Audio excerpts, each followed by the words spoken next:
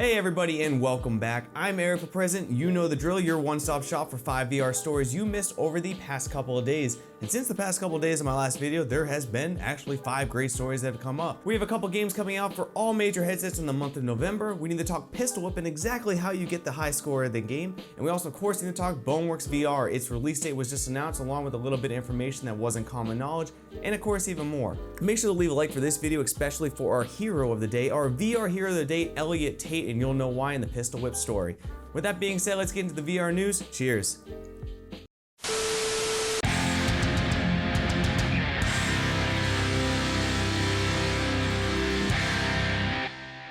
You may think you already know what it takes to be a spy, but I wouldn't get too comfortable. As always, we start with 2 new game announcements for what to look forward to in VR. I Expect You to Die, originally launched way back in 2016, is a virtual reality puzzle game that places you in the well-polished shoes of an elite secret agent. Attempt to survive your deadly missions by using problem-solving skills and wits and the power of telekinesis. Escape each situation or die trying, and if you're like me, you will die a lot. The final free DLC mission will be launching soon on every single headset, including the Oculus Quest, called Operation Death Engine. And the free DLC throws players into a tense space mission where you'll again match wits with Dr. Zor and his deadly contraptions. It's slated to arrive on all supported platforms on November 19th, currently sitting at a 4.8 on the Oculus Quest store with 545 reviews and very positive reviews overall on Steam. Even if you are normally not a puzzle game enthusiast, this game is well made, excels at what it promises, and I highly recommend it. But let me know your thoughts on this game down in the comments. Is that you? I didn't recognize you at first. Let's talk about the next Oculus Quest game coming in November that should be on your radar, The Curious Tale of the Stolen Pets. Already chosen for the Best Immersive Game Award at the Raindance Film Festival this year, The Curious Tale of the Stolen Pets lets you help your grandfather solve the mystery of the stolen pets by exploring the wonderful miniature worlds crafted from the ground up for VR. You can do things like use a hairdryer to melt snow in a wintry landscape, or search the wreck of a pirate ship partially hidden under the surface. Every world is unique, full of interactions and colorful life. A passion project I want to highlight what the developers went for, because I think this game from what I've played is charming and full of heart, with a mission to make a game that anyone can play simply by using their intuition. There are no lengthy tutorials, no cluttered settings menus, no stress, and no fail states. And in spite of the colorful tone and cute animals, some puzzles in the game really urge you to be creative. Due to an embargo, my full thoughts will be coming at a later date, but The Curious Tale of the Stolen Pets releases November 14th for all major headsets, will cost $14.99, and will also support Oculus Cross-Buy. Fast travel games are a staple in the VR community and should be supported, but let me know if you'll be getting this game down in the comments.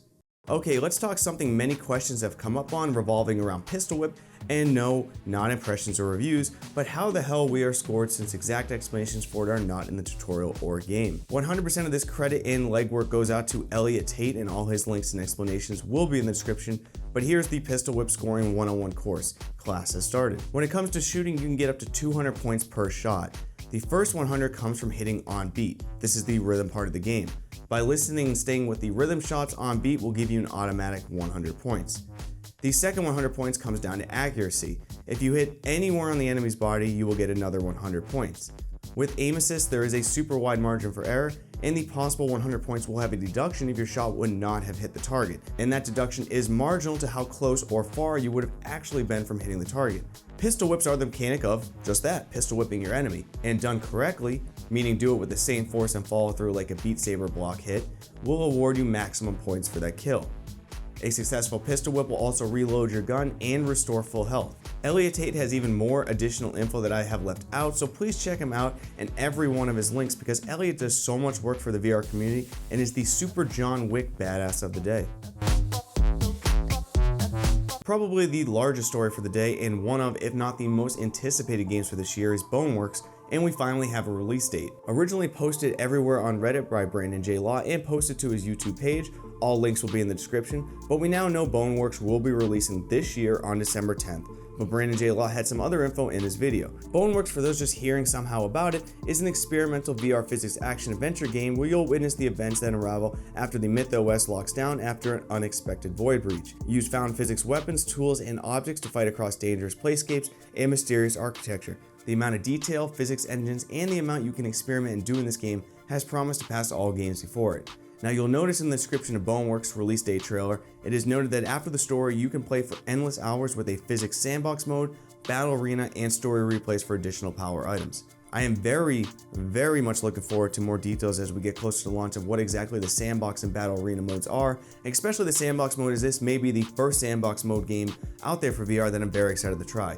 Boneworks will be a demanding title, and with that will require a fairly good and beefy VR ready rig, so of course it's a PC VR only title. What I'm really hoping for Boneworks is an experience that feels as close to reality as possible, and I have a feeling this may be it, but I'm more interested for what those getting this game, what is pulling you towards it the most? Let me know down in the comments.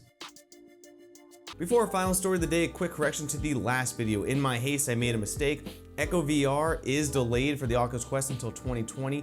However, the trailer that I showed was for Echo Combat. That is not what was delayed. Echo Arena is what will be coming to the Oculus Quest. Echo Arena is delayed until 2020. We do not know the exact date, but I want to apologize for that mistake and clarify that moving forward. I will try to do better. But for our final story of the day, we need to talk about Climbey VR. That's Climb EY VR.